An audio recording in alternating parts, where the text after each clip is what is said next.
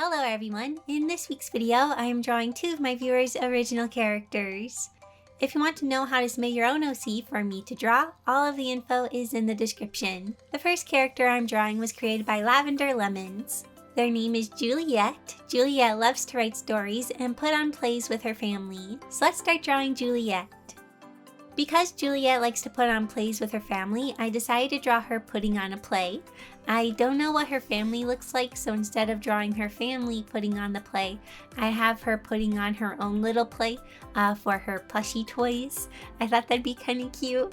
I wanted to really exaggerate Juliet's pose and make it look like she's being a little overdramatic. She has her left arm flaring out and her right arm going up in the air. She's kind of doing an arabesque-like pose with her arms and her legs. I don't know why I associate this pose with acting, but it was a lot of fun to draw. Her tail was really interesting to draw. I've never drawn a dragon tail on a character before. It was kind of tricky figuring out how to place it. To help me figure it out, I imagined it as being an extension of her spine because basically the tail comes off the spine and it's kind of like an extension of the spine, if that makes sense.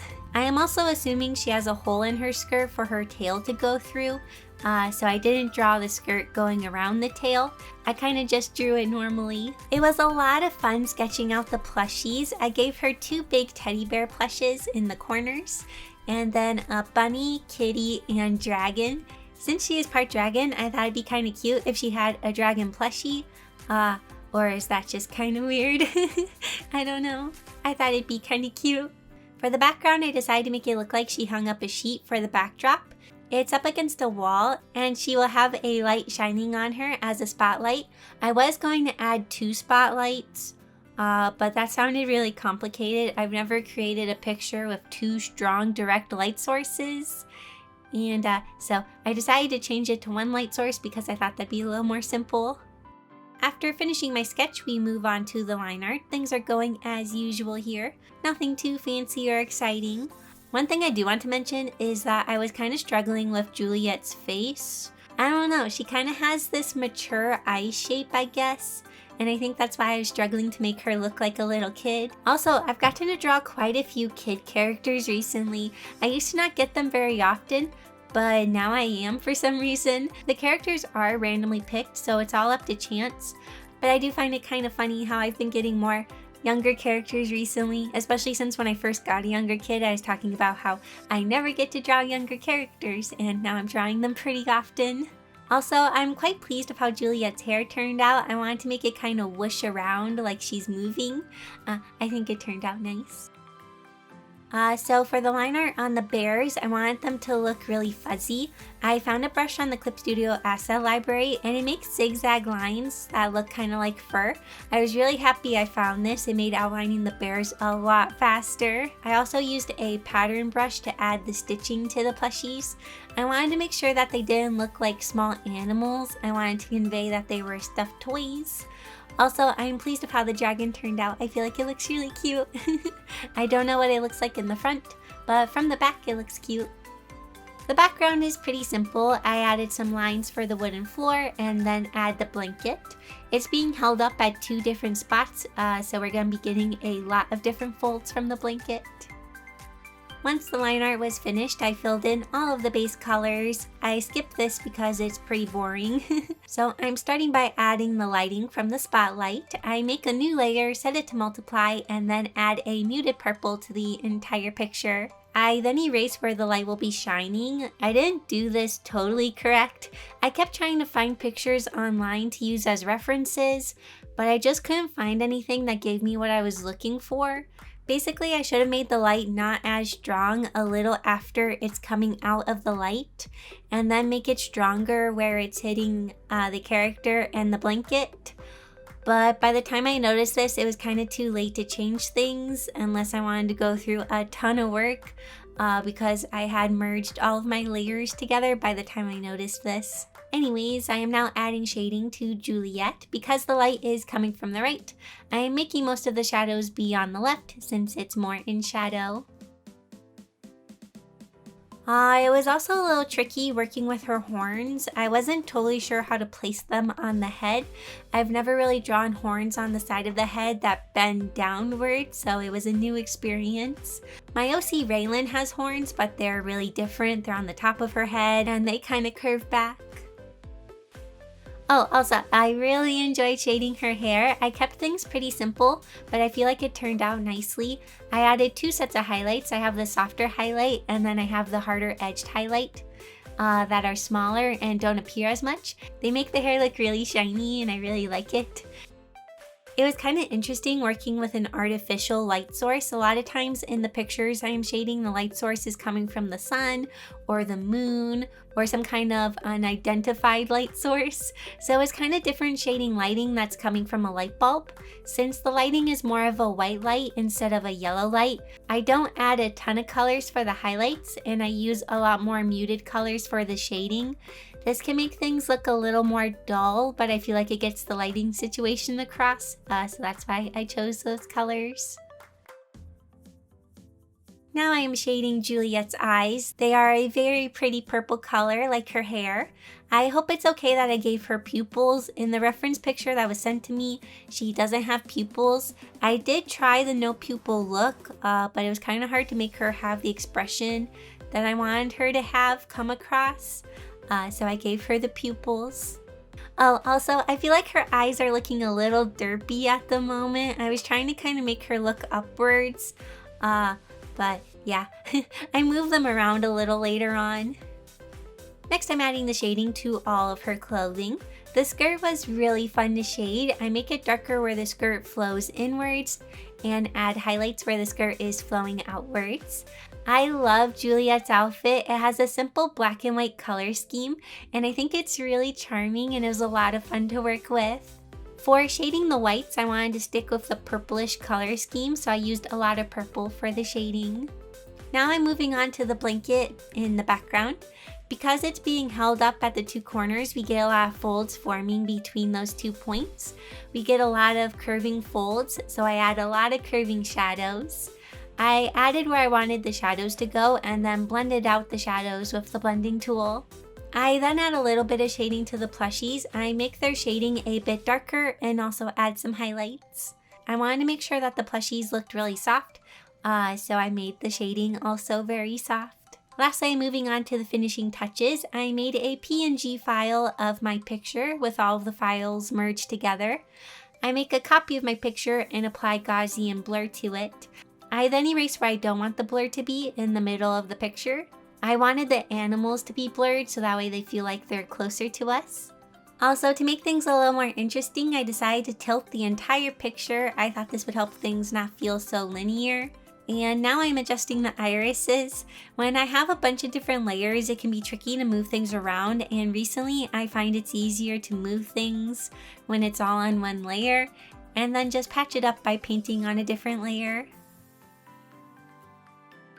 So here's my finished picture of Juliet. I really hope you like it, Lavender Lemons.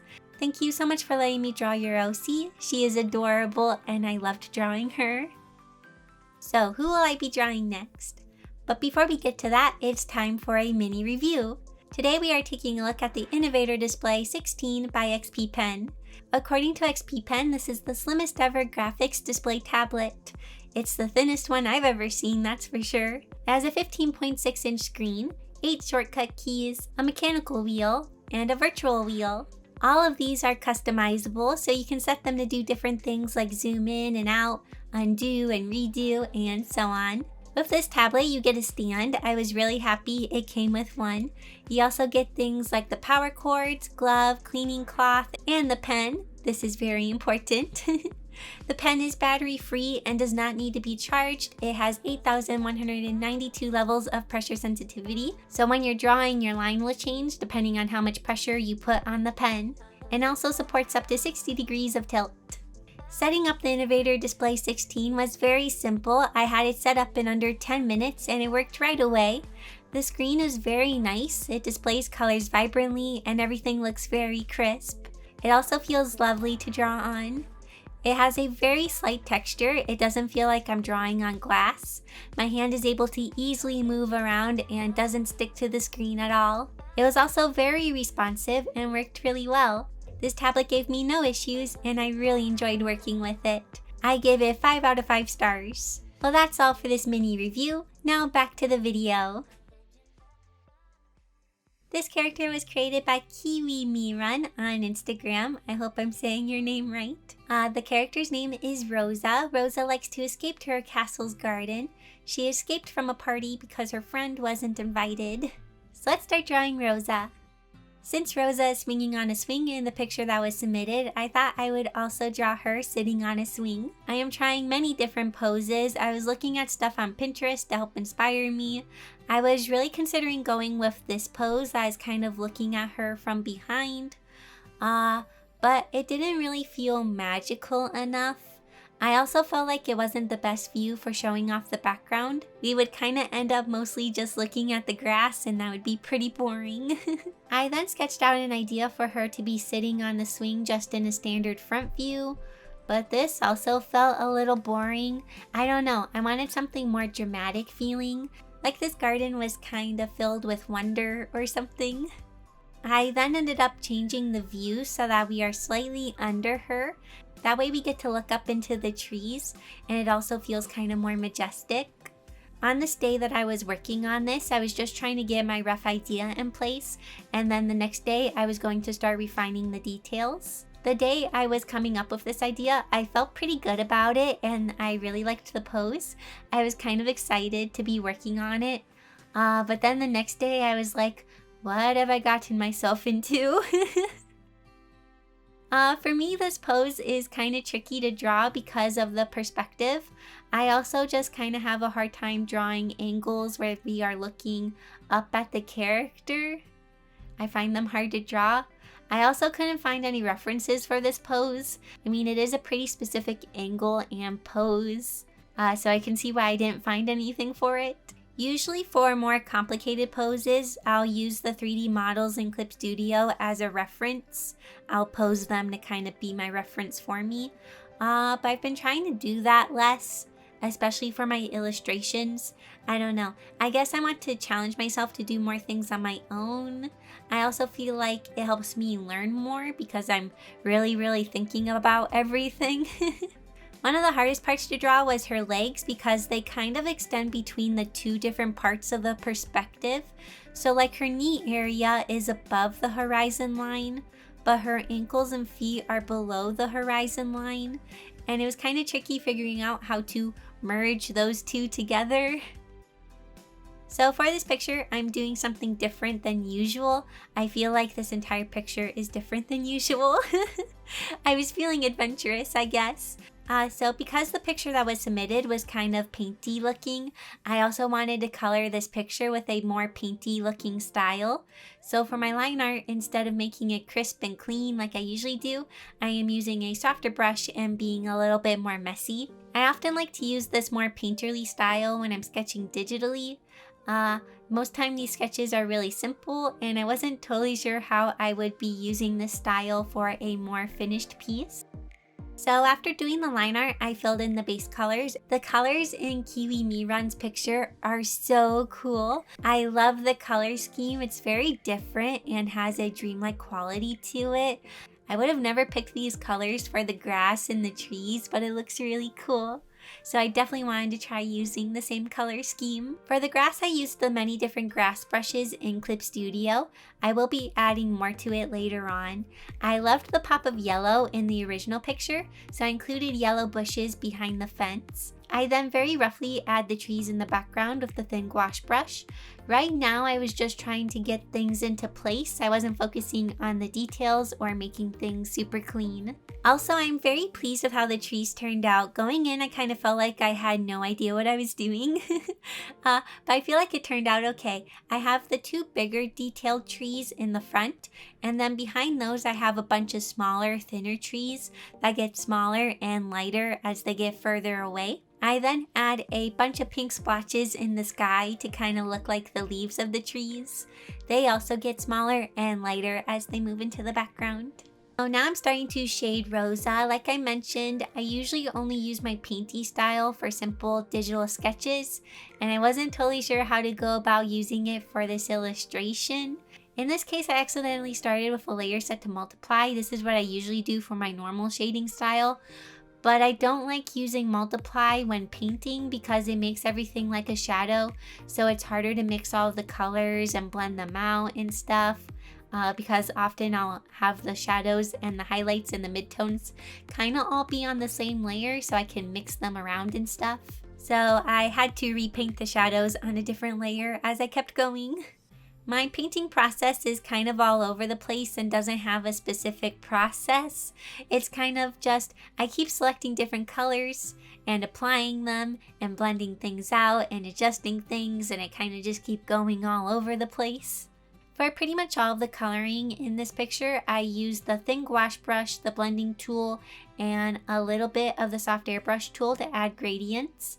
I really like the thin gouache brush. I've tried many of the different paint brushes in Clip Studio, and for some reason I just really like how this one works and the texture it gives. Because my painting process is a little all over the place, like I mentioned, it's a little tricky to talk about because one moment I'm doing something like coloring the dress, and then I'm coloring the hair, and then I'm moving somewhere else. So it's a little hard to talk about and explain the process. When working on a picture like this one, I try to keep selecting colors within the picture. This helps keep things more cohesive and also makes it so I don't get too many colors in the picture. I especially do this with blending the shadows out. I'll have a darker color, and then where the darker color is kind of fading, I select that color to kind of make the one color blend into the other color, if that makes sense. This illustration definitely pushed me. It was a little frustrating at times because I was getting confused or didn't like how things were looking. I spent so much time nitpicking and tweaking things. I'm still not 100% happy with the picture, but I am happy I pushed myself to try new things and push myself out of my comfort zone, so that's good. Lastly, I'm finishing up the background by adding shading, textures, and refining the details. Oh, I also added these purple and orange flowers in the foreground. The original picture had orange and purple shapes that looked like flowers, so I thought I would add those to mine as well. Like I mentioned, I'm not 100% happy with this picture, but I am happy with the background. I feel like it turned out nice and has the look I was going for. I'm also very pleased with how the grass turned out. I feel like it looks very grassy. I tried to add a lot of different strands and shading and lighting to kind of make the different blades of grass stick out. I really enjoyed painting the trees. They were a lot of fun. I liked being more abstract with them and adding the different splotches of color. I'm glad I let myself go with this more painty style. It was a lot easier to do the background in this more painty style. So here's the finished picture of Rosa. Thank you so much to Kiwi Mirun for submitting your character. Your illustration really inspired me and encouraged me to try new things. So that is all for this video. I hope you enjoyed it, and I'll see you all next week in my next video. Bye!